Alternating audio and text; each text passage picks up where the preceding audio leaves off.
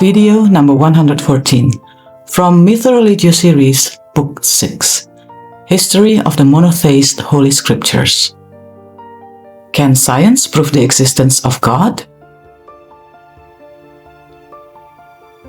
Dear fellow truth seekers, in video number 113, we have learned from the Oxford English Dictionary that the definition of religion is a strong belief in a supernatural power or powers that control human destiny. Another word for the supernatural power is God. It is a common saying that religion and science cannot go together harmoniously. Is it true, though? Let's examine how scientific laws can be used to conclude about the existence of a supernatural power or powers or not. Is there a God? To some people, the affirmative answer is the only one there can be, while to others, believing in it is no more than a calculated bet.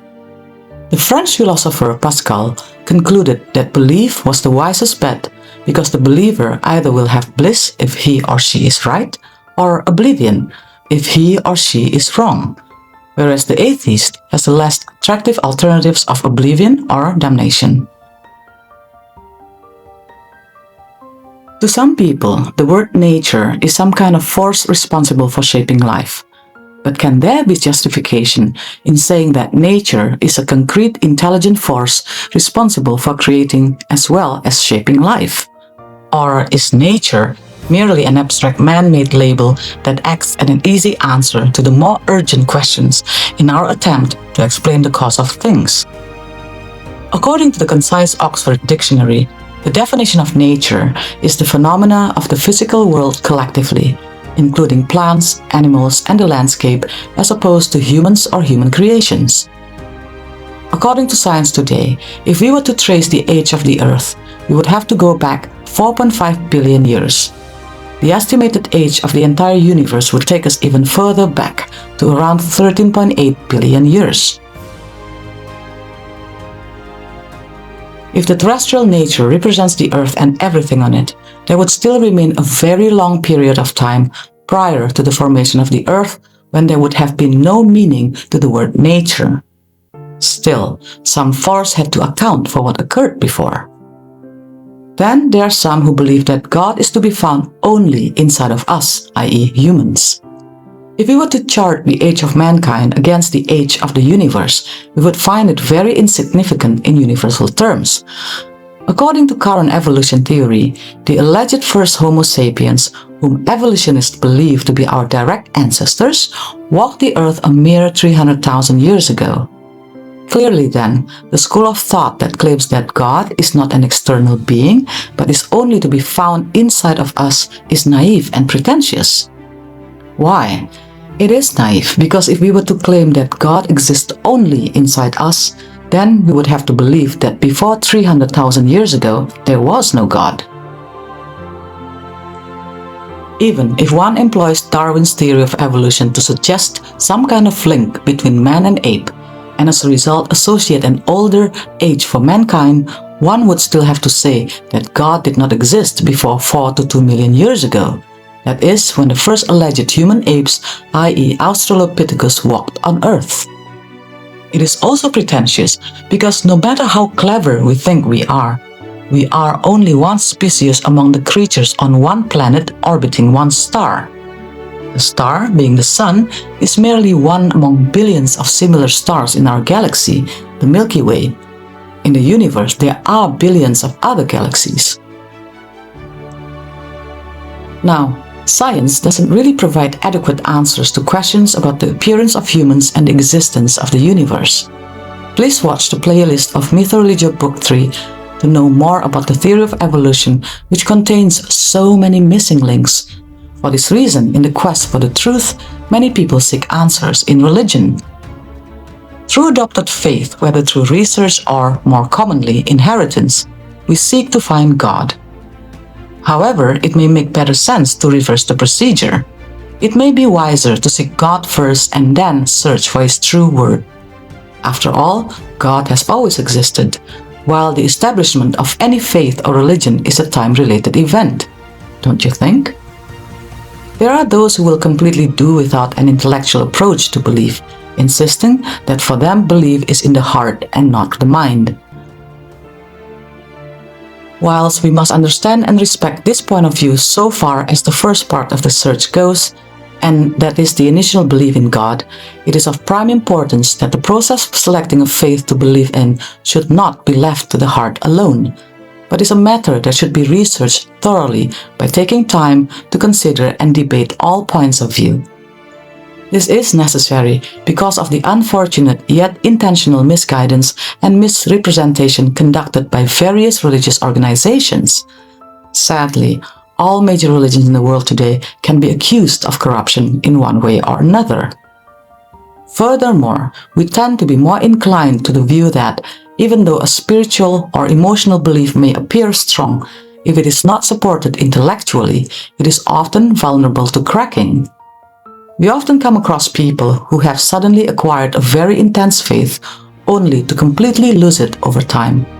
As the saying goes, easy come, easy go. On the other hand, a slow, contemplative, intellectual approach is more likely to endure because it is built on reason.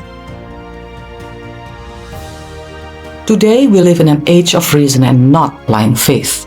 It is thus necessary for any intelligent person to debate all matters and not succumb to the influence of our native environment alone. We should not rely on the religious background passed on through parents or society alone. We have no choice as to which faith we were born into, but we all have the free will to seek the truth. We should adopt a faith only when we are totally convinced that is the truth, don't you think? Let's see whether we can prove the existence of God through science or not. The Big Bang. Today, the Big Bang theory is the dominant and most reliable scientific theory of the universe's origin, with the strongest evidence to support it. According to the Big Bang theory, the universe was created sometime around 13.8 billion years ago from a cosmic explosion that hurled matter in all directions. In 1842, Christian Doppler, an Austrian mathematician and physicist, confirmed that the sound's pitch gets higher as the sound source approaches him, and lower as the sound source moves away from him. The universe consists of billions of galaxies, and each galaxy has a vast number of stars. To study a galaxy, scientists record light from it on a strip of film. If the galaxy is moving away from our galaxy, the lines in the spectrum will be shifted towards the red end of the spectrum. This is called the red shift. In 1912, Festus Slipher, an American astronomer, measured the first Doppler shift of a spiral galaxy and soon discovered that almost all such galaxies were moving away from Earth. A spiral galaxy is a massive rotating system of stars, gas, and dust shaped like a flat pinwheel and encased by a spherical halo, a circle of light. In 1927, Georges Lemaitre, a Belgian Roman Catholic priest and professor of physics and astronomy, predicted that the apparent motion of galaxies was due to the expansion of the universe. In 1931, Lemaitre went further and suggested that the universe began as a simple primeval atom. In 1948, a contrasting theory, the steady-state theory, was proposed by Fred Hoyle, Thomas Gold, Hermann Bondi, and other scientists. This theory, also called the infinite universe theory or continuous creation, proposes that the universe has no beginning and no end. Although this theory had a large number of supporters among cosmologists in the 1950s and 1960s, that number decreased markedly in the late 1960s after the discovery of the cosmic microwave background radiation, the leftover radiation from the Big Bang. So today, only a very small number of supporters of this theory remain.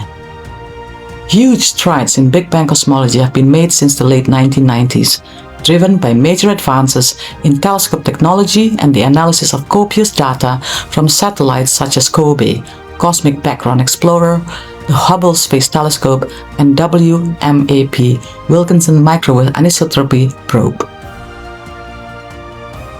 Cosmologists now have fairly precise measurement of many parameters of the Big Bang model and have made the unexpected discovery that the expansion of the universe appears to be accelerating. Most scientists today agree that the universe was born out of the Big Bang and had a beginning. The universe is not beginningless. It must have started from nothing, although scientists still do not know its cause. The energy needed to split the primordial atom is so immense that nothing in this natural world may be the cause of it. Thus, most scientists today have to accept the theory of the born finite universe, which is expanding. There are two theories that can be used to prove that the universe is finite and has a beginning: the Olbers Paradox and/or the Laws of Thermodynamics. The Olbers Paradox. The visible night sky is dark. If the universe is infinite, eternal, and static, then the sky should be as bright as the surface of the sun all the time. This problem is called the Olbers Paradox.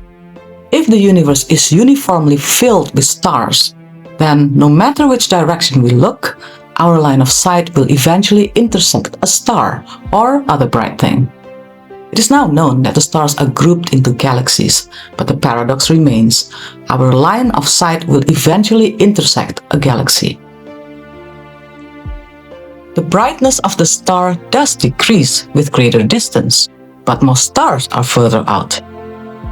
The number of stars within a spherical shell around us will increase by the same amount as their brightness decreases. Therefore, each shell of stars will have the same overall luminosity, and because there are a lot of ever bigger shells in an infinite universe, there is going to be a lot of light. Any intervening material that absorbs starlight would eventually heat up and radiate as much energy as it absorbed, so the problem would remain even if we tried these shields. Looking at trees within a large flat wood toward the horizon shows the same effect. The mass of dark trees will hide the horizon. Imagine the trees as lights now. The thermodynamics. Now let's argue that the universe is finite, very large but finite, but still has no beginning. Here, we refer to the laws of thermodynamics, which govern heat transfer between bodies. The second law of thermodynamics states that heat flows from hotter bodies to cooler bodies, not the other way around. If, for example, a hot oven is placed in a cold room, the oven will warm the room as heat transfers from the hot oven to the cold room. Never will the amount of heat originally in the room cause the oven to get hotter. This transfer of heat between the oven and the room will continue until the oven has exhausted its fuel supply, for example, a gas cylinder.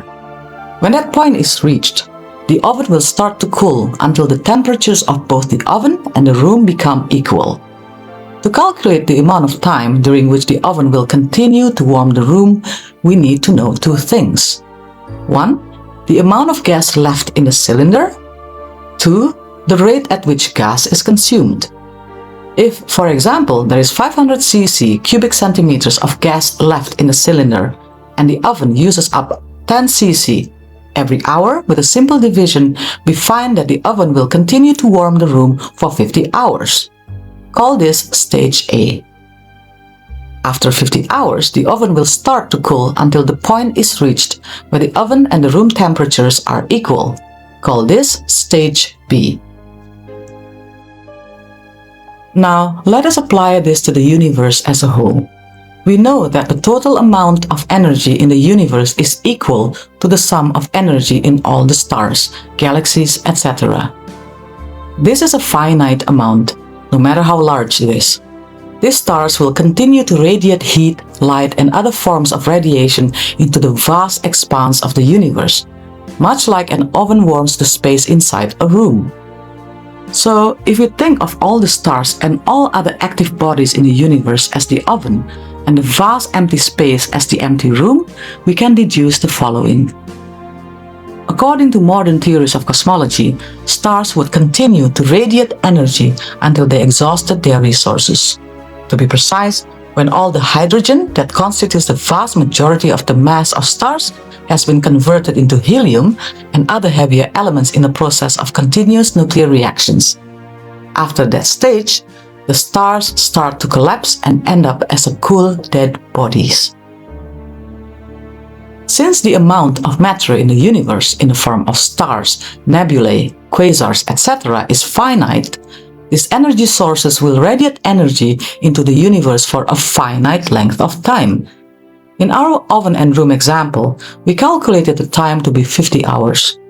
Theoretically, if we can calculate the total amount of energy in the universe and also the rate of consumption of energy, we can also calculate the length of time, although obviously not as accurately as in the case of the oven, in which the stars will continue to radiate energy. For argument's sake, let us assume that the universe will continue to radiate energy for another 50 billion years. Since there is still plenty of energy available in the universe, we are still in stage A. Now, if we go back to our original debate and try to decide whether the universe had a beginning or has it always been there, we can quickly reach the conclusion that if it had always been there, or in mathematical terms, if the age of the universe goes back to infinity, it should have been a cold and dead place by now, simply because infinity is older than 50 billion years. If the age of the universe is infinite, we should have been at stage B a long time ago. The accuracy of the figure 50 billion is of no importance to the result. Whatever figure we choose to use, it will always be less than infinity. That means the universe had a definite beginning. That beginning, for argument's sake, is less than 50 billion years ago. The birth of new stars in the universe does not affect our analysis. They are not born out of the void, and they are merely a conversion of hot gases into hot new stars. Their birth is not an addition to the total amount of matter that already exists in the universe. The total amount of matter remains constant. After a time, all the hot gases in the universe will be used up and no new stars will be born. As for the newborn stars, they too will eventually exhaust their energy and die. The truth is, the sky is neither always bright nor totally dark. Now, if we accept that the universe is finite and had a definite beginning, the next step would be to debate whether that beginning was caused by intelligent supernatural power or by mere chance. Is the universe created by a creator or mere chance? Here, we refer to the well-known law of conservation of matter. This law states that matter cannot be created nor destroyed. What that means is that all that we are able to do is convert one form of substance to another. We can never create matter from nothing, and similarly, we cannot turn matter into nothing. Trees are cut down to make wood and paper. Sand is used to make glass, etc. But we can never create wood or glass out of a vacuum. Similarly, we cannot completely destroy wood or glass, for even if we burn wood, we are only converting it to ashes and gases released in the process. We have also shown that all matter had a definite beginning or a moment in time when it came to exist. The moment when the universe was created, i.e. the Big Bang. By joining these seemingly contradicting statements together, 1. Laws of physics state that matter cannot be created. 2. Since the universe had a definite beginning, we can say that it was created. The universe appears miraculously, so to speak. Therefore, it is only rational to say that the universe was created by a power that is above and independent of the laws of physics as we know them.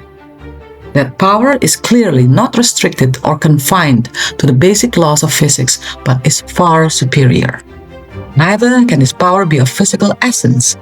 It is also justifiable to expect this power not to have had a beginning, because the concept of a beginning, or for that matter, time in general, has been shown to be a dimension of the physical universe only. In his theory of relativity, Einstein stated that time, space, and matter were created when the universe began, and that before that moment, time did not exist. It is not easy for the human mind to envisage the concept of no time. But if one accepts that time is only a dimension of the physical world, the idea becomes more acceptable. Further still, since the universe had a definite beginning before with which nothing existed, then such an awesome event, the creation of the universe, cannot be attributed to chance, since before that initial moment of creation, nothing existed, not even chance. This law makes it impossible to attribute a natural cause to the start of the universe. The energy had to come from somewhere, the energy whose radiation we still receive. A superior non-physical power and creator is the only possible explanation for this argument.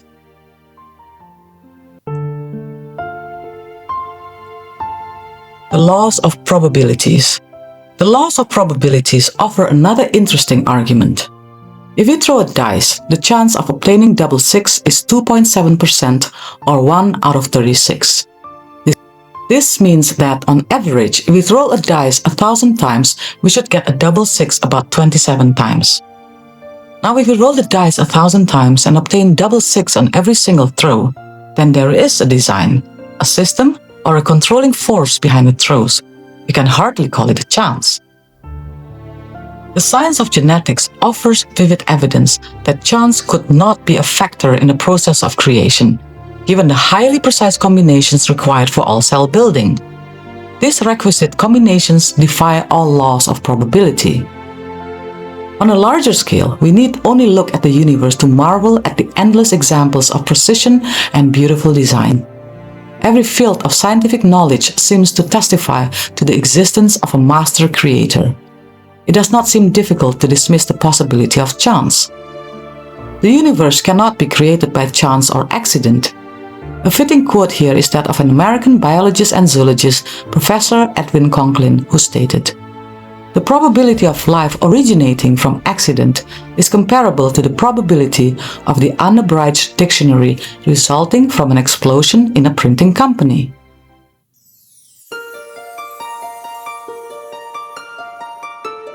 The constants. Many thinkers, such as Pythagoras, Plato, Cusanus, Kepler, Leibniz, Fibonacci, Newton, Planck, and Einstein, are convinced that the existence of numbers and geometrical shapes is the concept of the universe. Galileo said, "Mathematics is the language of God when he created the universe." The universe is filled with numbers that repeat themselves, periodic, and these numbers are structured and systematic. For example, the orbit of the Moon, Earth, and other planets, the number of DNA and chromosomes, the characteristics of the atoms, all the chemical elements, and so forth. As a layman, the simplest example I can understand is the compound water or binary compound, which is H2O. When two atoms of hydrogen are joined with one atom of oxygen, it becomes water. Always. Now, this is one of the laws of the universe. Scientists calculate that during the first few minutes after the expansion began, roughly 25% of the hydrogen in the universe was converted into helium. Scientists also say that if the strong force had been slightly more intense, all the hydrogen in the universe would be converted into helium. In such a case, life would never exist for 3 reasons. 1. There would be no water without hydrogen. 2. Hydrogen is necessary for proteins and nucleic acids that are needed for life. 3. Stars that have only helium are extremely short-lived and could never reach the 3 billion years figure that our system took for life to appear. But if the strong force were a little weaker, things would not exist as the protons could not stay together in the cores of atoms. So the constant figure of the strong force of attraction is exactly what is needed to create life in the universe. Had nature opted for a slightly different set of numbers, the world would have been a very different place, and we would not be here to see it. Thus, to believe that life originated without an intelligent designer becomes really absurd. Even many intelligent scientists have to admit that without an external cause, i.e., the supernatural power or what we call God, the Big Bang and the creation of life in the universe are impossible.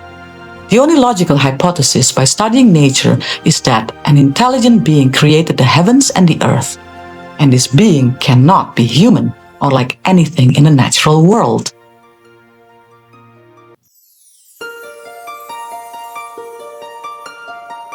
The mechanical argument. The mechanical argument also supports the concept of a creator. For every action, there is a reaction, equal to it and opposite in direction. Everything that has moved was moved by something else. If we go back in time, tracing everything to its original mover, we would ultimately arrive at that which was not moved by anything else. This analysis will also lead us to the unavoidable conclusion that there is an initial creator. The development versus destruction argument. Everything left unattended gradually disintegrates. If one builds a house and leaves it unattended, it will fill with dust within a few weeks. In 10 years or so, the paint will start falling off. After 100 years or so, some of the walls will start to weaken and fall. And maybe in 1,000 years or so, the whole house will be flat to the ground. In other words, if left unattended, any organized structure or system will eventually descend into chaos. Never will chaos suddenly spring into a system. A house will never spring into being of its own doing. If we analyze what has actually happened on Earth, we realize it was quite remarkable. When the Earth was first formed, it was very hostile, hot planet with no form of life whatsoever. Somehow, simple forms of life, more complex forms of living creatures and humans appeared. This trend has been reversed. Instead of things crumbling, they have in fact developed over time into higher forms of being. Chaos has developed into a system. Has the Earth been attended to at all times? It is amusing, to put it mildly, to observe humans so full of vanity, thinking we are the masters of everything, merely because we are given some intelligence to discover some of the laws of the universe. In reality, we have no authority to set or alter such laws. With the aid of the physical senses, we are given a view over a divine masterpiece, but considering we were mere spectators within the huge universe, we can indeed be very pompous, don't you think? The macro or micro pattern. There is so much symmetry in the universe that it's so hard to take it all in, but one particular design has special appeal, and that is the macro or micro pattern. If you look at the universe at large, we find that it is composed of vast areas of empty space and other regions containing shapeless matter in the form of hot gases, dark matter, and stars. These stars group together to form galaxies. Our galaxy, the Milky Way, contains no fewer than 100 billion individual stars. Our star, the Sun, has 9 planets, or 8, since Pluto is no longer considered a planet, orbiting it. Most of these planets have several moons orbiting them. The basic force that governs the movement of all these bodies is gravity. The moons orbit their planets, which in turn orbit the mother star, which in our case is the Sun. Similarly, all these stars orbit the galaxy's center of gravity. Galaxies group together to form clusters of galaxies, and once again, individual galaxies revolve around the center of gravity of the clusters. Clusters group together to form superclusters, and these obey the same laws. These are the largest units in the universe as we know it today.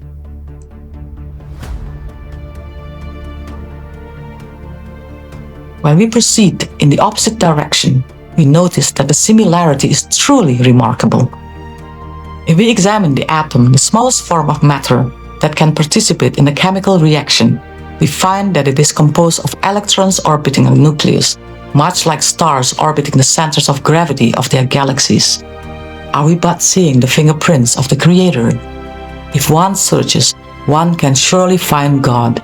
God's marvels are all around us.